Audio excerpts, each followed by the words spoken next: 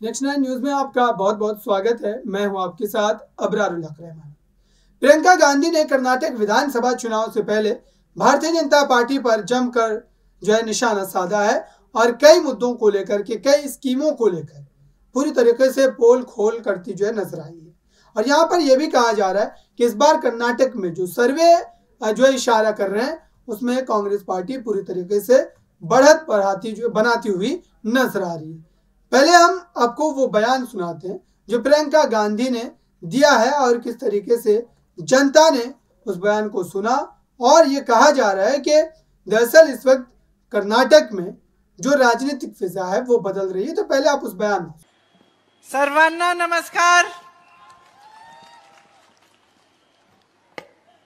श्रीमती अंजलि निम्बालकर, श्री रणदीप सुरजेवाला जी, श्री सतीश जारकिहोली जी, श्री नीरज डांगी जी, Shri PC Vishwanath ji, काजी जी, कांग्रेस के सभी पदाधिकारी, सभी नेतागण जो मंच पर उपस्थित हैं, सभी कार्यकर्ता, आप सबका यहाँ पे बहुत बहुत स्वागत। और सबसे पहले सबसे बड़ा स्वागत मेरी बहनों के लिए जो यहाँ इतनी बड़ी तादाद में बैठकर इंतजार कर रही हैं। बहुत धूप भी है, इसलिए आपको बहुत बहुत धन्यवाद कि आपने इतना इंतजार किया। और मेरे भाइयों, आप भी कुछ समय से यहाँ हैं, इसके लिए आपका धन्यवाद। आप सबका यहाँ पे बहुत बहुत स्वागत। देखिए, कुछ समय से, कुछ दिनों से मैं यहाँ प्रचार के लिए अलग अलग जिलों में घूम रही हूँ, लोगों से मिल रही हूँ, बातचीत कर रही हूँ। चुनाव आ रहा है, ये वही समय होता है जब आपके सामने राजनीति का पूरा तमाशा शुरू होता है। आम पार्टियों के लोग आते हैं, अलग अलग नेता आते हैं, भाषण देते हैं, अपनी अपनी सुना के जाते हैं। और ये अच्छी बात है कि आप सबकी सभाओं में आए और ध्यान से सबकी बातें सुने, क्योंकि जहां तक मैंने देखा है, लोगों से बातचीत करके, आपके प्रदेश में घूम के, तो यही देखा है कि ये प्रदेश कितना महान है। कर्नाटका में सब कुछ है। एक पुरानी सभ्यता, पुरानी संस्कृति, परंपराएं, ऐसे महात्मा जिन्होंने आप सबको शिक्षा दी, जिस शिक्षा के आधार पर आपकी संस्कृति बनी, उसके साथ साथ प्रकृति की बहुत देन है।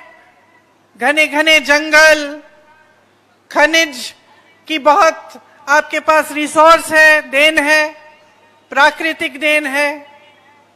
उसके साथ साथ भविष्य के लिए आपका प्रदेश बहुत कुछ कर सकता है, क्योंकि यहाँ पे आपके जो नौजवान हैं वो शिक्षित हैं, जनता ज्यादातर शिक्षित है, कमाती है और भविष्य के लिए और भविष्य में भागीदार बनती है। आपके यहाँ बेंगलुरु जैसे बड़े बड़े शहर हैं जो पूरी दुनिया में प्रसिद्ध हैं। पूरी दुनिया जानती है कि बेंगलुरु में सबसे ज्यादा टेक्नोलॉजी, सबसे ज्यादा लोग हैं जो काम कर सकते हैं टेक्नोलॉजी में, और समझदार हैं और पढ़े लिखे हैं और देश और दुनिया को आगे बढ़ा सकते हैं। यहां से आप पूरी दुनिया में जाते हैं। जहां जहां मैं बाहर जाती हूं, कभी कभी मुझे मिलते हैं कर्नाटका के लोग, मुझे हमेशा गर्व होता है, क्योंकि ऐसे नौजवान मिलते हैं जो मुझे बताते हैं कि आईटी में काम कर रहे हैं, टेक में काम कर रहे हैं, और वहां यहां से दूर उनसे मिलकर गर्व महसूस होता है कि देखो, किसी की मेहनत से, ईमानदारी की कमाई से ये लड़का बाहर गया है या ये लड़की बाहर गई है, और आज किसी दूसरे देश में भी अपने देश, अपने प्रदेश का नाम रोशन कर रहा है या कर रही है। तो आपका प्रदेश जो है बहुत ही महान है और एक ऐसा प्रदेश है जो देश में सबसे आगे हो सकता है। लेकिन जो सरकार आपके प्रदेश में चल रही है उसे इस बात का समझ नहीं है, इस बात का आदर नहीं करती। अगर आप देखें तो सरकार दो तरह की हो सकती है। एक सरकार ऐसी हो सकती है जो जनता के लिए काम करे, जिसके नेता जनता का आदर करें, जो आपकी समस्याओं को अच्छी तरह से समझें, आपके बीच आए, आपसे मिले, जाने कि किस तरह से आपकी प्रगति हो सकती है और उस प्रगति के लिए काम करें। और दूसरी तरह की सरकार और दूसरे तरह के नेता ये होते हैं जिनको सत्ता मिलते ही ये एहसास हो जाता है कि हम बहुत कमा सकते हैं और ये सत्ता हमारी है तो हम कुछ भी कर सकते हैं, हमें जिम्मेदार होने की जरूरत नहीं है, हमें देश के प्रति, जनता के प्रति जवाबदेह होने की जरूरत नहीं है, हमें, हमारे पास सत्ता है, हमें पैसे मिल सकते हैं, शोहरत मिल सकती है और हम कुछ भी कर सकते हैं। तो अफसोस की बात यह है कि 3.5 साल पहले कर्नाटका में एक सरकार बनी। मेरी बहनें, आप यहां बैठी हैं, शायद आपको मालूम होगा कि यह सरकार शुरू से ही गलत तरीके से बनी। विधायकों को खरीद के जो बनी हुई सरकार थी उसको तोड़ के बीजेपी ने सरकार बनाई। ऐसी सरकार जिसकी नीयत शुरू से ही गलत थी, आपके प्रदेश में स्थापित हुई। नतीजा क्या रहा?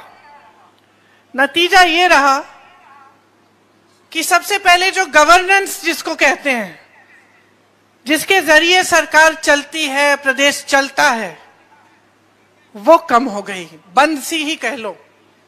कभी एक मुख्यमंत्री आया तो कभी दूसरा मुख्यमंत्री आया। जो विकास के कार्य थे जिससे आपकी प्रगति हो सकती थी वो लगभग रुक गए। और एक ऐसी सरकार आई जिसने हर स्तर पर आपको धोखा दिया, हर स्तर पर आपको लूटा। आप सोच सकते हैं कि आज अगर पूरे प्रदेश में सरकार जानी जाती है कि ये 40% सरकारा है तो इसका क्या मतलब है? आप जानती हैं बहनें कितनी महंगाई हो गई है। आप जानती हैं कि आज आपके गैस का सिलेंडर 1100 रुपए में आपको मिल रहा है। आप जानती हैं कि जब आप मार्केट जाती हैं कुछ खरीदने के लिए तो जो पहले कम का मिलता था आज दाम उसका बढ़ गया है। कभी कभी दिल करता होगा कुछ खरीदने का, लेकिन आप रुक जाती हैं, अपना हाथ रोक लेती है कि नहीं, आज नहीं, क्योंकि नहीं है मेरे पास इतना पैसा। क्योंकि महंगाई से जो जीएसटी आई, जो इन्होंने, तो आपने देखा कि जनता किस तरीके से इस बयान को सुनने के बाद वाहवाही कर रही थी। तो क्या इतनी बड़ी संख्या में जो लोग सुनने आए हुए थे, क्या वो तमाम लोग कांग्रेस के लिए वोट करेंगे, या भारतीय जनता पार्टी जिस तरीके से आखिर समय पर राजनीतिक फिजा जो बदलती है, क्या फिर से वही बड़ा खेल होता हुआ नजर आएगा? ये देखना होगा। इस खास रिपोर्ट में बस इतना ही। देखते रहिए ताजा तरीन खबरों के लिए नेक्स्ट 9 न्यूज को। धन्यवाद।